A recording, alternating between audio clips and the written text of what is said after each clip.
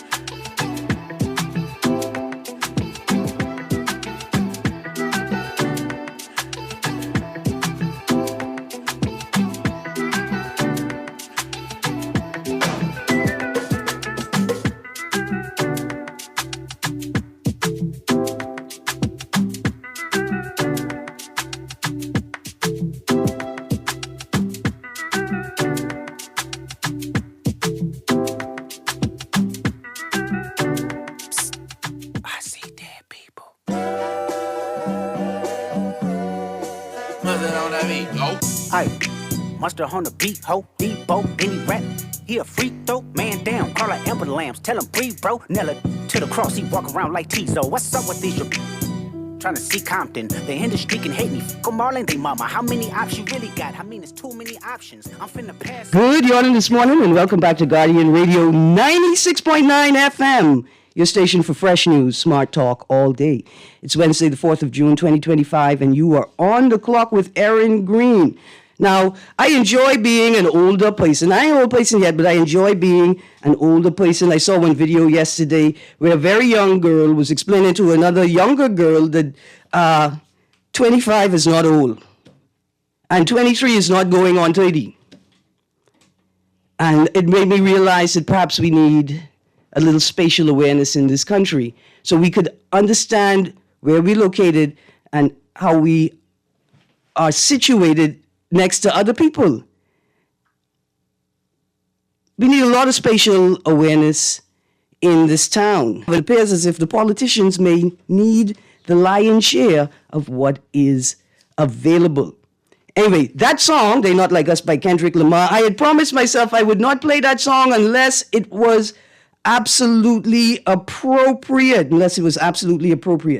And I think today that song is appropriate. We're talking labor. We're talking Labor Day parade, little, I guess, political history. We're touching on what's in the news. And I've got some excerpts from some local books that I want to read from today as a part of our walk to Labor Day on Friday, June 6th. Of course, Labor Day is now a public holiday, and it's designated the first Friday in June. So today I'm going to be reading excerpts from three books. One is Towards a Democratic Franchise, Suffrage Reform in the 20th Century Bahamas by Stephen Arana. The second book is A New History of the Bahamas by Jim Lawler. And the third book is The Revelations of a Living Legend, the memoirs of Dr. Arrington Washington Isaac Watkins Sr. And I found some excerpts in there that I think would be interesting as we prepare for Labor Day. See, just like the Pride Parade across the globe, there's great tension about what the parade should be. Should it be a celebration, a party? Even if it is a celebration, should we all get loose? Is it a moment of commemoration? Is it a serious moment? Is it a light moment? Has the parade been constructed in a way that people can join in and participate in the way that they want? If you come for a celebration, you could celebrate. If you come for a more solemn recognition of the importance of Labor Day, you get that as well. So we're going to be talking what's in the news and these excerpts. To start the show, let me remind you about the Guardian Media Group and Cruise giveaway. Guardian Media Group and Going Places Travel want to take you on a 7-day cruise for 4 to Panama, Colombia, Curacao, and Aruba on Royal Caribbean's Serenade of the Seas. And here's the best part. No visa required. That's right, no visa required. You have 4 ways to enter, 4 ways to win. 1, Fill out the form in the Nassau Guardian. 2. Listen to Star 106.5 FM and Guardian Radio 96.9 FM. 3. Follow us on Facebook and Instagram. 4. Make a purchase at Going Places Travel.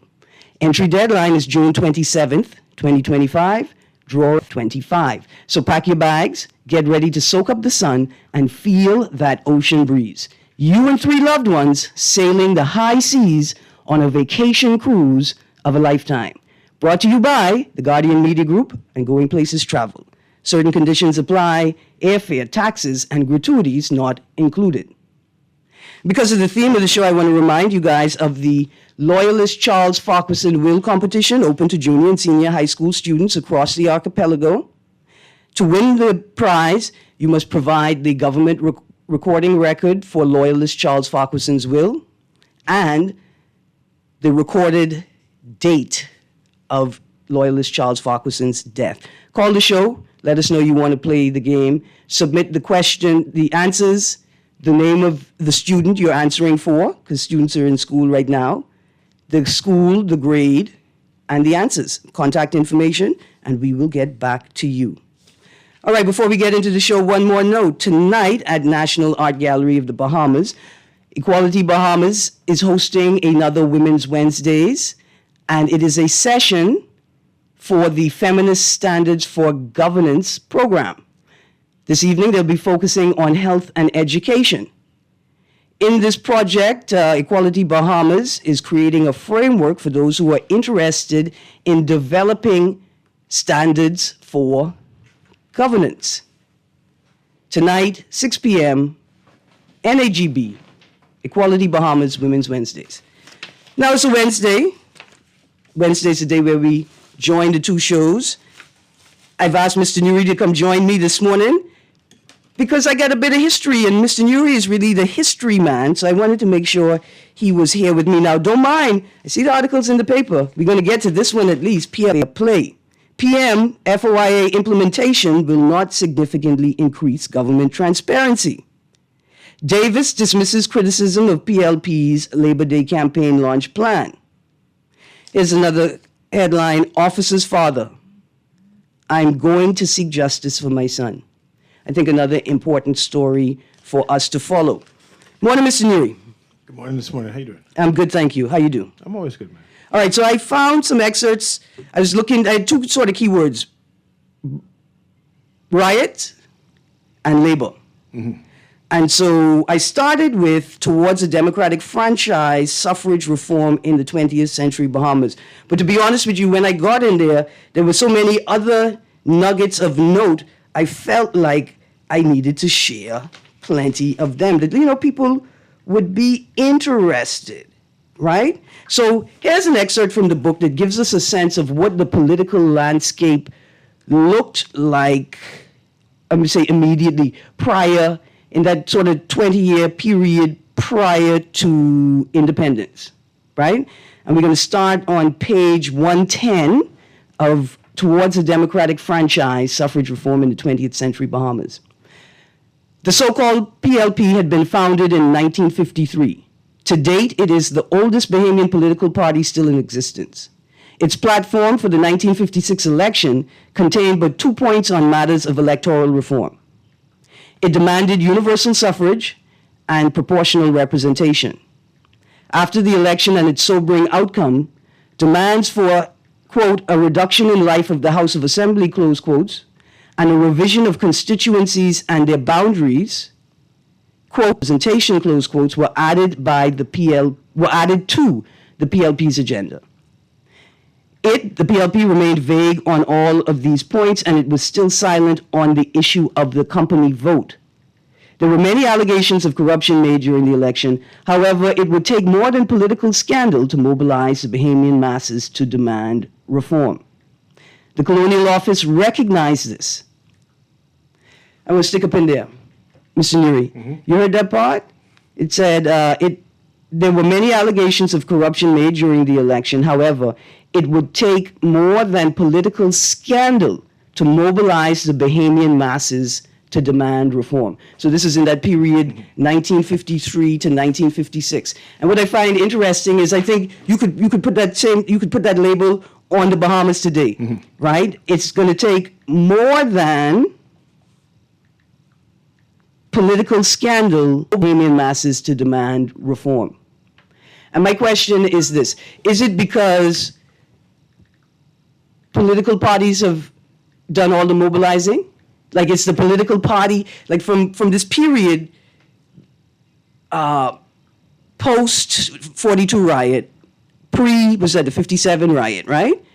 In that period there, is it fair to say that it would have been difficult to organize the masses because the masses were being organized through political lenses? So if the political party that you affiliated with wasn't prepared to protest, then the average person could not necessarily organize a protest on their own. I just thought it, like that sentence right there, it would take more than political scandal to mobilize the Bahamian masses to demand reform. It's actually a critique about the cultural nuance of the Bahamas at the time. Yeah. We were living under the trunk system, right? Subsistence system, where individuals were dependent upon the establishment to survive. So if there was a scandal by the establishment, if you unemployed the establishment, that means you unemployed yourself. So it had to take more than a scandal to force in quotes, a self-suicide or self-inflicting wound. So I think that was a critique on that the people would tolerate anything in order to survive. Yeah, I think that's fair. And it raised a point for me that I think is important for us in 2025 to remember that it's possible that the entity that is the PLP in 2025 is not the same entity that was the PLP in 1953, in 1956, right? They are different entities now. I'm going to continue reading from that article. The Colonial Office recognized this. Economically, the colony has never been more prosperous, and this prosperity affects almost everyone. For this reason, political discontent, even when periodically exacerbated, tends not to be maintained. I think it's the same thing here. And one must also remember that In this up time, until 1983, the Bahamas was ranked in the top 10, top 20 in terms of the world's richest countries. Yeah. Mind you, the money didn't trickle down to the average Bahamian, but in terms of prosperity of the Bahamas, we were ranked as one of the richest countries in the world. So there's no need to protest when you get money. Yeah. So we're going to continue. It's going to get better. There are, however, deficiencies in the field of labor relations, electoral procedure, and race relations, right? Which the people at present in power in the Bahamas have done little to palliate. To quell. The election outcome did not significantly change the composition of the House of Assembly. The PLP won 6 of the 29 seats, but its leader, Henry Milton Taylor, was unsuccessful in his bid for one of the 2 Long Island seats. A second party, the so-called Bahamas Democratic League, founded in 1955, won 1 seat, with its leader, Etienne Dupuche, editor of the Tribune newspaper, won his race for the Crooked Island, Long Key, and Auckland seat. The vast majority of the remaining seats went to nominally independent candidates associated with Bay Street, who had not yet formed a political party and were at the time characterized as, quote, right-wingers, close quotes, by the governor and the Colonial Office. The arrival of party politics meant that, with time, the opposition to Bay Street's parliamentary majority became more systematically organized. Therefore, shortly after the general election, Stafford Sands, who recognized the futures, began to organize the parliamentary majority of Bay Street boys into a political party, too. And a so-called Christian Democratic Party was born. The Colonial Office took umbrage not only with the name, but also with the fact that the party's members, who in 1956 had presented themselves to voters as professed independents, had now transformed into a political party complete with a party platform. We can stick a pin there and go back to that. Do you notice that was the United Bahamian Party's first name was? Yeah, it was the Christian Democratic Party. And you notice the concern that you enter politics as an independent, and all of a sudden you want to change. That's why I tell you that's why I tell you stick a pin. I wanted to say. I know an MP like that now. I wanted to say, look at the in the past. I guess that's why. Maybe that's why they say history will repeat itself if you don't pay attention to it. Right? Very interesting. Okay, I can read that part again. But also with the fact that the party's members, who in 1956 had presented themselves to voters as professed independents and had now transformed into a political party complete with a party platform, and took the same to the House of Assembly without having been given a mandate to do so by the electorate. They had been elected without being part of a party slate of candidates, without promoting a joint platform. The first issue was resolved the following year when the party renamed itself the United Bahamian Party, the UBP. For the second issue, there was no practical solution. Okay, here we go. The balance of power, the parliamentary majority was now organized as the UBP. Before that moment, when they were organized into a party, they were independent candidates that each were part of the minority. But once Stafford Sands organized them into a party, they had the majority in the House. The balance of power within the opposition, however, was not as clear as its election results suggested. Before one party could demonstrate longevity and repeated and increasing electoral successes, the opposition, comprised of two parties, ran the risk of appearing divided. This was especially true as the smaller opposition party, which eventually faltered, the BDL, controlled the Tribune newspaper, an important public stage and more influential than the PLP's Nassau Herald. At the time, the Bahamas' other influential paper was the Nassau Guardian. Founded in 1844, it was the colony's oldest newspaper, still in existence in this era, served as the mouthpiece for Bay Street and the UBP. Now we're going to get into the 1942 riots a bit. The issue of property qualifications, plural voting, and the company vote erupted again over an economic conflict in 1958. The 1942 riots that had marked for the colonial office the point of no return in their support for the secret ballot had erupted over a labor dispute about the wages paid on the so-called project, part of which was the construction of a military airfield in western New Providence, Windsor Field. In the post-war years, tourism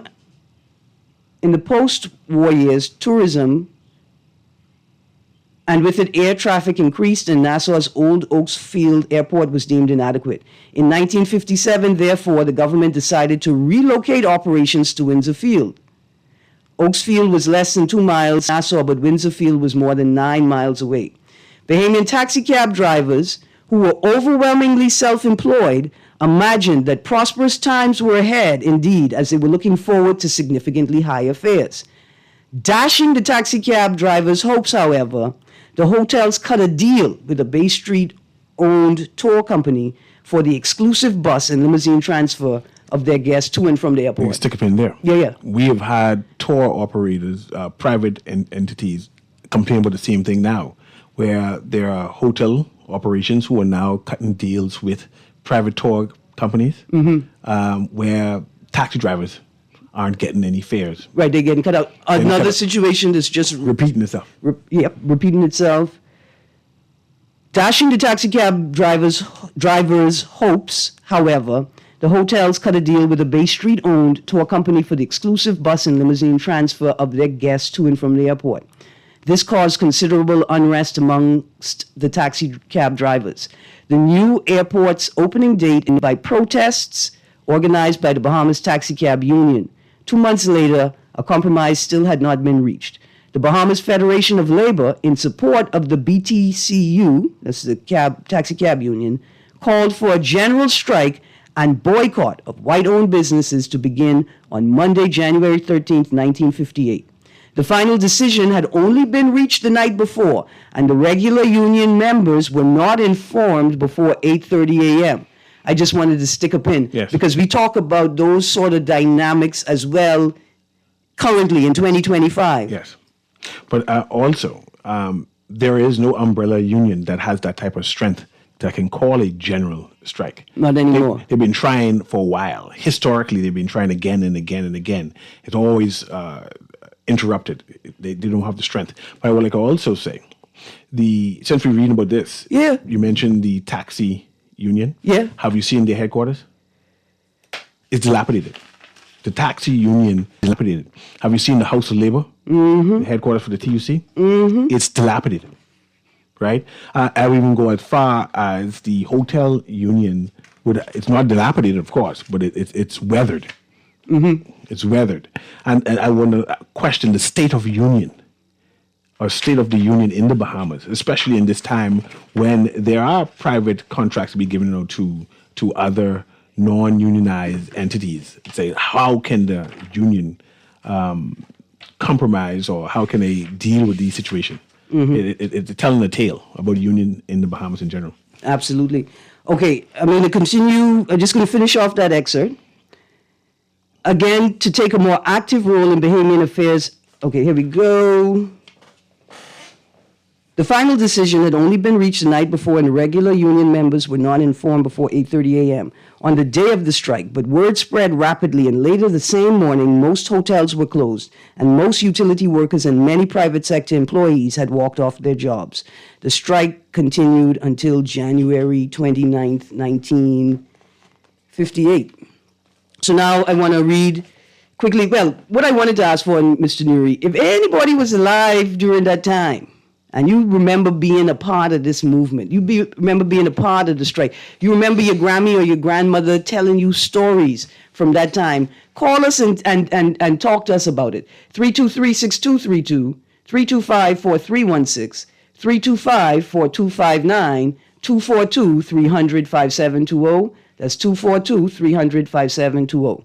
See, because we can't have a proper conversation about who the Labor Day Parade belongs to until we understand the dynamics that led to the creation of a Labor Day Parade. And then in history. They allow other people to write down their history. Absolutely. Yeah, that's a big issue. They let things happen to them. That's a big issue as well. So I was gifted a copy of Dr. Arrington Washington Isaac Watkins Sr.'s memoirs. Mm-hmm. That's the boy they call the white boy. Mm-hmm. He used to write in the Punch, right? Mm-hmm. Yeah. He's senior man to me. He would have been in set with my grandfather, right? Like, I think he's much, or in between my grandfather and my father. Okay. Yeah. Senior man. I met him once, and the first thing he asked me is, how's my Grammy? Mm-hmm. First of all, that's how I know he's a politician, right? Chapter 16, the strikes of 1957, 1958. I'm just going to read a little bit. Mm-hmm. The great labor stoppage of 1957-58 saw BEC, Batelco, the taxi cab union, all hotels in the country, and garbage collections totally shut down. Things got so bad that the British Army had to be called in to supply electrical generating personnel to keep Bahamas Electricity Corporation operational. The international airport, which had just recently been opened, was completely shut down. I, Bumpy Watkins, was involved in an incident at the airport on the first day of the strike, which, because of how I handled the situation, the Colonial office in London gave me a glowing commendation. The taxicab union, which was headed by Clifford Darling, later Sir Clifford and GG, and Wilbert Moss, who some years later was imprisoned while a serving member of parliament for bribery and corruption, they blocked the airport by parking their cars across the entrances to the terminal. This prevented entry to or exit from the airport terminal. The tourist board, headed by Stafford Sands, who was later knighted Sir Stafford Sands, sent Dan Knowles and his fleet of taxis to transport the incoming tourists to town. Dan Knowles' fleet of taxi cabs were not part of the union cabs, which was on strike, and so they were able to work. When the fleet arrived at the airport, the union members realized what was about to happen, so they blocked the entrances to deal with the situation. We realized that the situation was more serious than we had thought it to be. The road was blocked, but to accommodate the commissioner, they moved some of the vehicles to allow us through. All of Knowles' vehicles were on the tarmac by the time the commissioner and I arrived. The commissioner wanted to know if there was another way to exit the tarmac to take the visitors out from the airport. I suggested that if we were to knock out a section of the wall southeast of the hangar, they could drive out, come out onto Coral Harbor Road, then onto Carmichael and Gladstone Roads. Constable number 41 Forbes was on the tarmac with a Land Rover for the purpose of escorting Knowles' taxis back to town. We drove to a point immediately east of the hangar, and using the Land Rover as a battering ram, we demolished a section of the wall. This story, eh? And with the help of Knowles' drivers, we removed the big stones out of the way, giving Knowles' drivers an alternative route to town. About 5 minutes after the last car had left, the union members caught on to what had happened and moved into block. By this time, all flights in and out of Nassau International Airport had been canceled. On returning to the terminal, we found a number of taxis parked in front of the doors leading to the terminal building. The COP asked the drivers to move their cars, but they ignored him and just stood there silently staring at him. A station wagon owned by a Mr. Brown was at the front of the line with the keys in the ignition. The commissioner instructed me to move the car. I opened the driver's door, and as I put my foot in the car, a group of men descended upon me from all directions. Mr. Brown, the owner, made a football tackle and caught me around the waist. Other drivers were coming at me from all sides. And as I later admitted that I thought they were coming from out of the ground, and the few prayers I could remember, I was repeating them in my head and promising the Lord that if I was on my way out, I was bringing one or two of them with me. I forgot about trying to get in the car at that point, and with my left hand free, I went for Brown's marriage license. That's his particulars. Yes, his particulars. Grabbed hold of them. I massaged them. And as his right ear was passing my mouth, I took a firm grip on it with my teeth. Mike Tyson him. Yeah. I was squeezing and pulling Brown's marriage license with all the strength I could muster, and at the same time chewing on his ear. He, Brown, was screaming at the top of his lungs. Quote, turn him loose, he is killing me. So just as they jumped on me so suddenly, they jumped off. When they let me free, I let go of Brown's ear and spat out a mouthful of blood. I gave the marriage license a final yank, which made him scream louder and pushed him away. He had a strong grip. For me, Watkins is a formidable, that's the word, formidable man. He's a man's man. He looked like the type of man that'd leave the house and come back with half a house. So I just been in the bush building a house, tomorrow I can finish it up. Right? But for him to say that he was afraid, for him to say I was scared, I said my final prayers, and I start acting like an animal because I had to save myself. I think it's important for young officers to understand that you're going to feel afraid on the job, but you need to prepare yourself psychologically for this task that you have volunteered for. He, Brown, immediately went to his knees and started groaning when I got out from under that mob. The only part of my anatomy that was not aching was my eyeballs.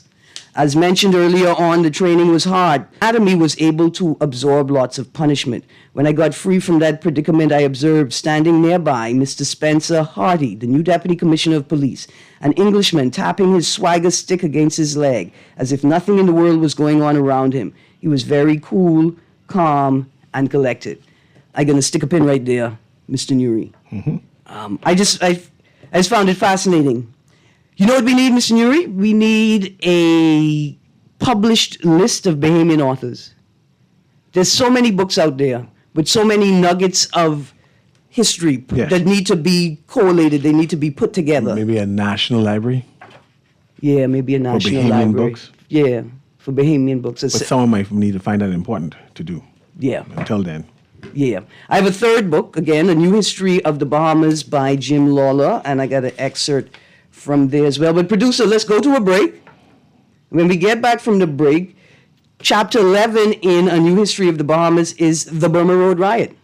And we just talk a little briefly about the Burma Road Riot, and then we're going to get into some headlines. Maybe I was hoping some people would call. I think it's fascinating excerpts to look back on history. The numbers to call on the other side of the break, of course, 323-6232, 325-4316, 325-4259, 242-300-5720 is toll-free for Family Island listeners. That's 242-300-5720.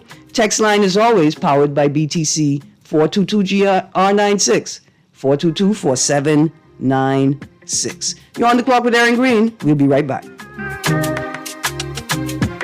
Wait, you know what going down tomorrow? No, babe, what happening? Joe bringing these knives to school. He could do Junior in. For what? But he fooled with Joe girl. Mother sick. And you know Junior don't back down for nothing. So that means you got a big fight tomorrow. So whose side you Trying to stay in school, not Simpson Pen. We gotta tell somebody about this fight. tell somebody? I ain't no snitch. I ain't cool, you know. Wait, if you so cool, then you need to stay in school and stay out of the fight. Yeah, but if I don't hang on Joe's side, him and these boys coming for me next. Alright, so we definitely gotta tell somebody. We gotta prevent the fight. What I say, I don't want nobody call me snitch. We could just call Crime Stoppers. You could report what you know, and nobody gotta know it's you. So how did I boy? All you gotta do is call them, or you text them through the Crack Crime Bahamas app, and nobody can know it's you. Then the police come looking for me for more info, and when they finish with them, Joe them coming looking for me?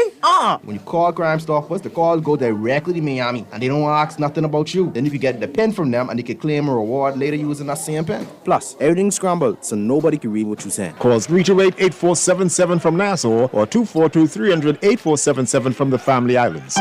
At Cleveland Clinic, care is everything. So when your primary purpose is to care for the world, you'd start with your community until you're accessible anywhere. You make complexities your specialties and put compassion before anything else, all to redefine what's possible for everyone, everywhere, for every care in the world. Cleveland Clinic.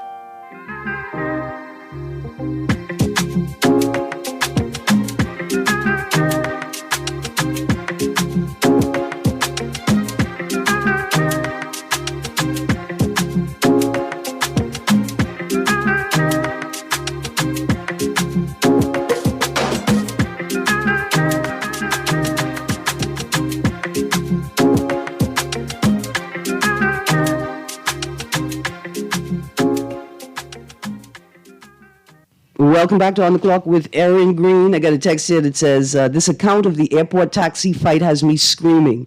But on a serious note, they would rather ram a... It's also unfortunate that certain motives persist today.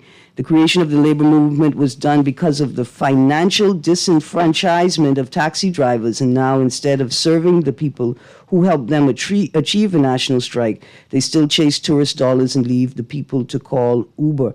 It's more than that. It's more than that, and that's why it's so maddening, right? It's as if, like you say, with no regard to the people who helped them achieve, right? There's a disregard for the rules of the road and other road users. There's a disregard for the laws, the rules and the laws of the road and the police. I mean, the audacity to run a stop sign or a red light in front of the police, knowing that you hold a special license that could be revoked from you at any time. And still you all behave like that. Now, of course, this is the time when we insert the disclaimer, not all taxi drivers, not all tour and transportation service providers, but unfortunately, the majority of drivers behave as if they've been deputized by the Prime Minister himself to do whatever they feel they need to do in pursuit of tourism and the tourism dollar. And in many instances, they're just disadvantaging Bahamians left, right, and center.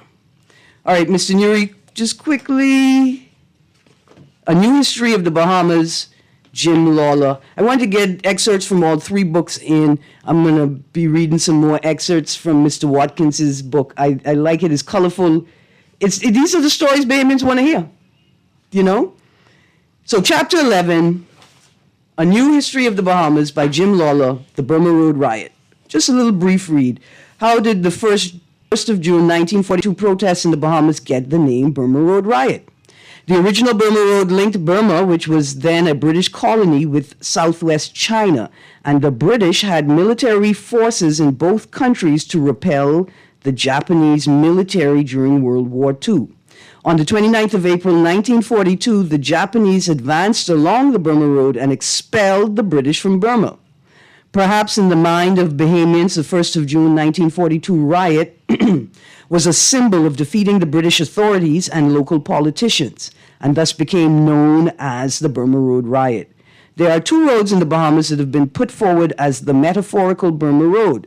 Blake Road, which at that time was a dirt road connecting West Bay Street to the north shore of Lake Kalani.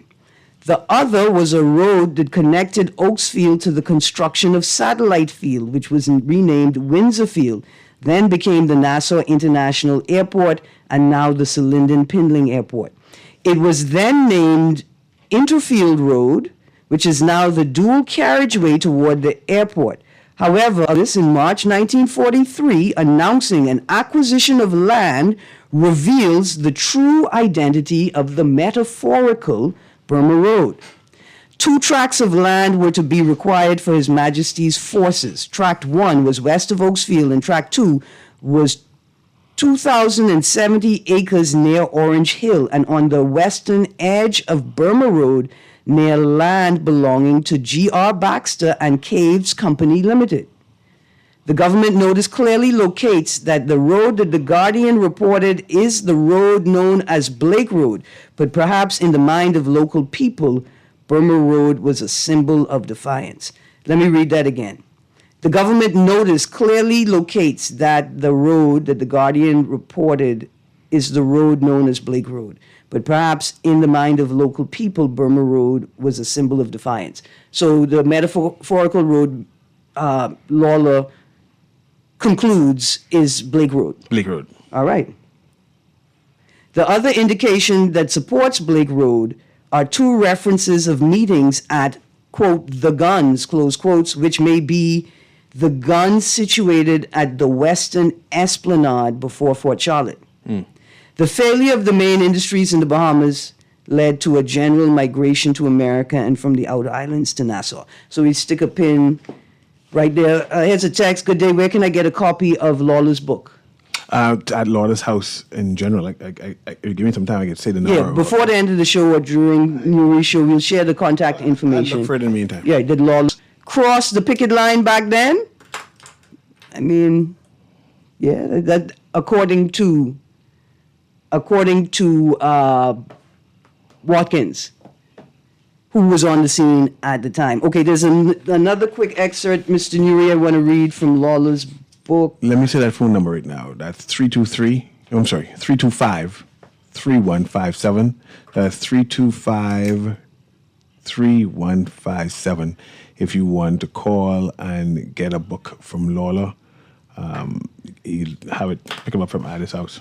All right, and we're speaking specifically about his most recent publication, A New History of the Bahamas, but call and ask him if any of his other publications are available for purchase at the house, like the Paradise Island Story, Paul Albury, updated by Anne and Jim Lawler, the Harbor Island Story, The History of the Bahamas in Pictures, Paul Albury, A Man and His Writings, From Africa to the Bahamas, and the Bahamas, History and Memoir. Right, so those are also his books. So now we're going to turn quickly to page 155. A private letter offering a description of the riot was submitted from E. Brownrigg of the Nassau Defense Force to the Ministry of Information. He stated that the native workmen were dissatisfied with their wages of 4 shillings, because of the opinion that the protest would have been peaceful if the better type of workmen had not been accompanied by several hundred of the opposite type. Your feelings too, right? Yeah, I got feelings for that. Yeah, my feelings. The looters were armed with sticks, bottles, and cutlasses and had worked themselves up to a fever pitch and started to destroy everything they could lay their hands on. They broke almost every show window in Bay Street, looted merchandise and stole goods. They smashed the window of the Red Cross headquarters and stole a valuable print and left it in the gutter. 2 or 3 cars were damaged and a Coca-Cola truck looted. There was a delay in reading the Riot Act, but the police and British soldiers finally restored order at the point of their bayonets. The mob of over 2,000 people made their way to Grantstown, where they burned a police station, a fire engine, an ambulance, and looted 5 barrooms. They also looted the post office, the library, and the southern branch of Cole's Pharmacy and other stores. Among the stolen goods were drugs which were impossible to obtain from England. On Friday, the whole force of police and soldiers districts constantly and would be on duty until Monday, leading to extreme tiredness. They had loaded guns and fixed bayonets, and each of the emergency squads were accompanied by trucks with 2 Tommy guns. Martial law was declared for the whole of New Providence with an 8 p.m. curfew. 40 arrests were made for persons breaking the curfew, which led to either a fine of £1 or 14 days in jail. Stick a pin right there. So, do you know that Nazi involvement was also accused, saying that the Nazis sponsored the Burma Road riot? That's why your boy had to leave the throne. Yeah. I mean, I surmise. Yeah. They're saying that they said the Nazi presence that the blacks living here at the present time was not that frustrated, and that Nazi paid them to do a whole Burma Road riot. Right, back to our earlier point where I think the colonial office said that the wages, the money being made here is so good that the people are not prone to protest, even scandal. Oh boy, I've got so many notes. I think I've got another note about the the riot as well. It turns out that I think American workers, while the Bahamian workers were being paid 4 shillings a day, they discovered that the American workers were being paid 5 shillings an hour. Yes. And then they discovered that it's possible that, Mr. Neary, I want to read directly from the text, right? But it's possible that the Bahamian authorities deterred them. Like the company was prepared to pay the Bahamian workers the same. Was prepared to pay them the same, and also to make an increase, not even necessary to be equal. And right. The government said that no, it's too much money, and they were concerned that it would have cost it's a glut, not a glut, when there's too much money circling in the economy. And would cost, no such thing, but I feel cost an increase in prices of right. Supply and demand, whatever you call it. When yeah. So they were the government thought it was economics, and if you do this now, it will skew the amount of money in circulating into the Bahamas. All right, let's go to the text line. Question: didn't Perry Christie rename Blake Road to Burma Road? No, still Blake Road that I know of, but anything is possible. Yeah, because the way that they make signs. Yeah, anything is possible. Because we had this whole story about the women-led team, the sign team, and they make thousands of signs. Anyway, y'all keep up the good work, ladies. Here's another text. Man, text, why you send me that text? You can't see we having good reading, we going through history, we having good time. All right, yesterday I said I wanted to find a quote that suggested that Fox feared that he, like MLK, kind of integrated his people into a burning building. Okay. I didn't quite find that, but here's a quote that I did find. From page 181 in Arenas Towards a Democratic Franchise, Suffrage Reform in the 20th Century Bahamas. A little pretext, Henry Taylor, who at the time served as chairman of the PLP, was unsuccessful in his bid for re-election. He was subsequently replaced as party chairman and blamed not only his personal defeat on, quote, dissension and intrigue in the executive hierarchy of the party, close quotes. One pause there. Mm-hmm. Which party are you talking about? The PLP, the one he founded. Now repeat it again.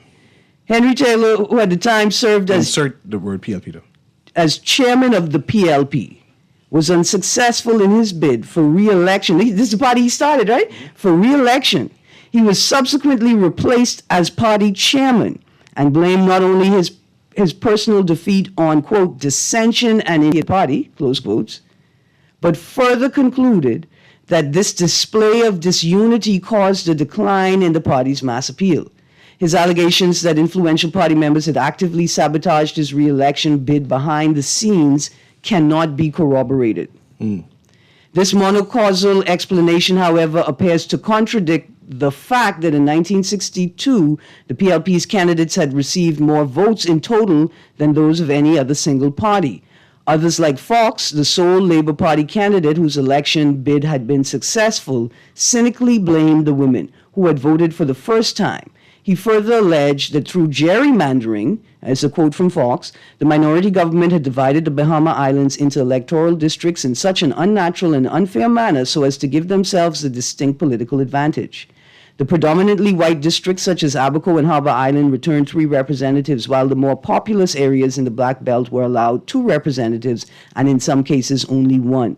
Paradoxically, we had won the election but lost the country. Quote, end quote. It is indeed a paradox that in his memoir, first published more than 10 years after the PLP eventually from power, Fox portrays himself as having been on the losing side of this election, when in fact during the campaign, because of personal quarrels with the PLP leadership, he had endorsed the UBP. Furthermore, while it is true that the uneven distribution of seats yielded a result where a party with more votes won fewer seats, and vice versa, this was not the result of active gerrymandering on the part of the UBP. The House of Assembly did not have that power yet. End quote. So it says, producer, let's go to the phone line. It says that he had endorsed the UBP. Fox was a UBP supporter. Yeah. Like many black Bahamians. Yeah, like Roberts. Like Bradley Roberts. Yeah. Let's go to the phone line. Good morning, caller. Hey, good morning, Ms. Greene and Mr. Newey. Morning, sir. Yeah, quick input here. I don't know if you mentioned the death threats that surrounded folks received, right? Oh, no, I didn't. And the fact that Martin Luther visited him during his sedition trial. Okay, yeah. Yeah, man, it's in the book. And so the thing is, you know, he's one of my heroes, along with Tamalo. And so I just wanted to get this in. You said something at the beginning of the show that is correct, but it's also correct that if you don't know your history, it will repeat itself, right? Mm-hmm. But if you know it, it will repeat itself. I'm knowing the fact that in the Sahara Oaks book, because Sahara Oaks had love for black people, you know they're repeating the same narrative that the taxi driver called and said that they're telling the cruise passengers not to venture here, not to venture there, right? Mm-hmm. Well, in the Sahara Oaks book that I read, Blood and Fire, I was going to send you a hardback. If you want to borrow it and read it, I could lend it to you. But what I'm saying is, they mentioned the fact that because we had booming nightclub industries, and so Freddie Munnings would be able to call and talk about this, you know, the Yellow Bird and the conch shell and all those. They actually, in the book, he had mentioned that they had actually spread propagandas on the clubs and the black people over the hill, saying that the ladies about the gonorrhea and all these different things. Mm-hmm. So it was all type of things from back then to impede financial rewards of the tourism industry. And so even with the nightlife that exists in Nassau now, which is basically non-existent, it shows that basically it's pathetic after 6 o'clock, man. It's a disgrace, man. They don't want nobody to make the money. Give thanks. Let Freddie Munnings call, man, on the next show, man. Blessings. Freddie Munnings, please call. Remember, maybe on the next side. He has an appointment with me for when he returns. So we're going to have a discussion. With Munnings? With Munnings. Oh, nice. Where he will give a narrative of the music industry from, I guess, whatever the cat and the fiddle move forward and why there was a decline. Please invite me to that show so I could bring the book by we got to challenge him though. Crystal Walks Francis. Okay. Right? So we're only beforehand. The 3-volume series, okay, right? No problem. So we could use that. Anything else I want to do, I can spend the time listening to Bahamian music so I could respond with song lyrics. Okay. All my responses on the show. We might could do it on Wednesday then and have a 2-hour show if we want to have music. Yeah, man, we could do that. Okay. All right. One more quick read before we go. This is from page 113. I'm enjoying the show, by the way. You can continue. I'm good. All right. This is from Aaron's book, Towards a Democratic Franchise, page 113. During the general strike, Governor O. Rayner Arthur played an ambivalent role. When he, as scheduled, opened a new session of the legislature on the second day of the strike, picketers booed not only Bay Street politicians, but him too.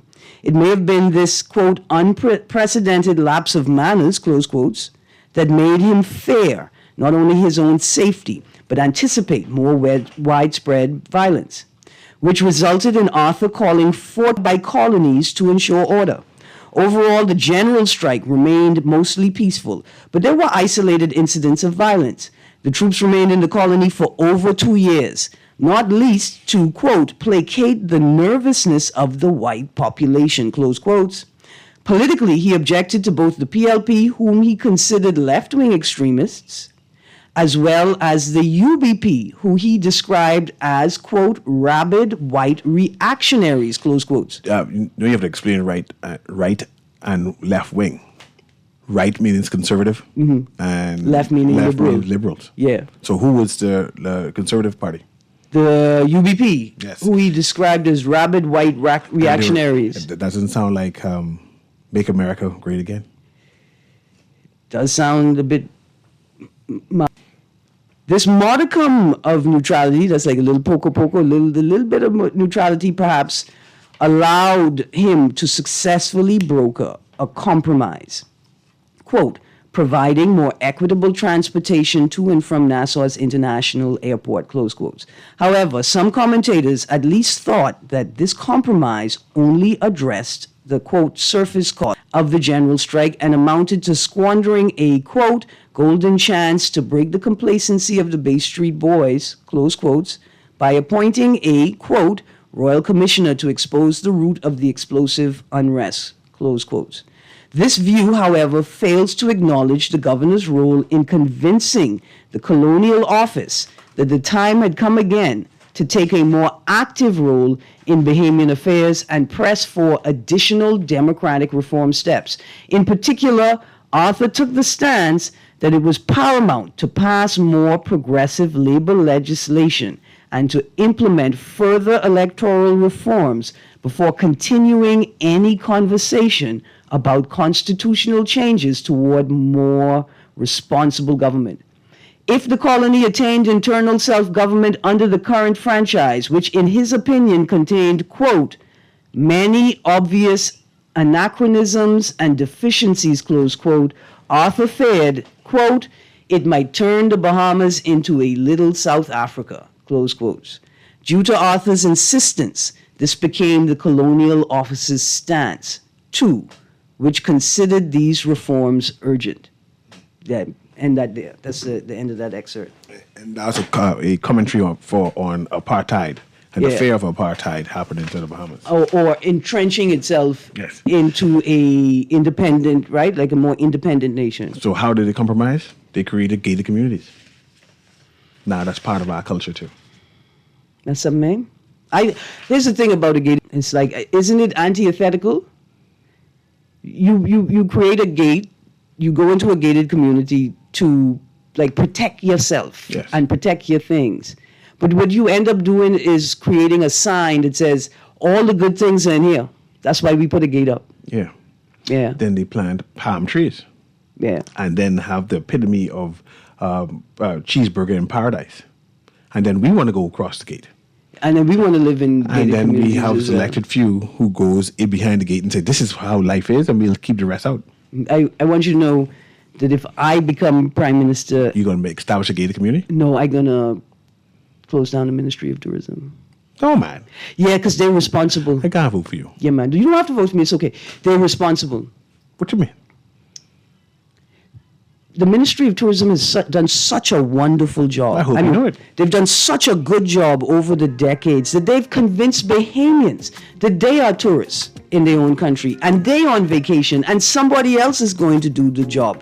You know, you go to the play and then you realize the people who's supposed to be putting on the play, who's supposed to be acting in the play, who's supposed to be handling the lights and the sound and the ushering and the concessions and the parking, that they all hogging up, they all jamming into the door trying to get a seat in the front row while they're supposed to be putting on the play. That's why I would have to get rid of Ministry of Tourism, because they did far too good of a job. They convinced us. You never shown that. Absolutely. You've been on the clock with Erin Greene. Thank you for your patience. Thank you for taking time out with me to take a walk back into history. But that's what this season calls for. Labor Day calls for us to remember, to commemorate, to honor the lives of those who put themselves on the line for our freedom. Will it rain come Friday? It rains every public holiday. It may not rain hard on the Friday, but it can rain either on the Sunday or the Monday. I heard there are some people for rain because the trees. For the trees, But and for the wildfires. We pray for rain, but we pray for safekeeping for those who do not have secure accommodations as well. Yes. Absolutely. We go into a break because next it's Guardian Radio AM with C.A. Newry. Stay tuned. Guardian Radio 96.9 FM. This is Guardian Radio 96.9 FM, streaming on GuardianTalkRadio.com and the Guardian Radio app, Nassau, Bahamas.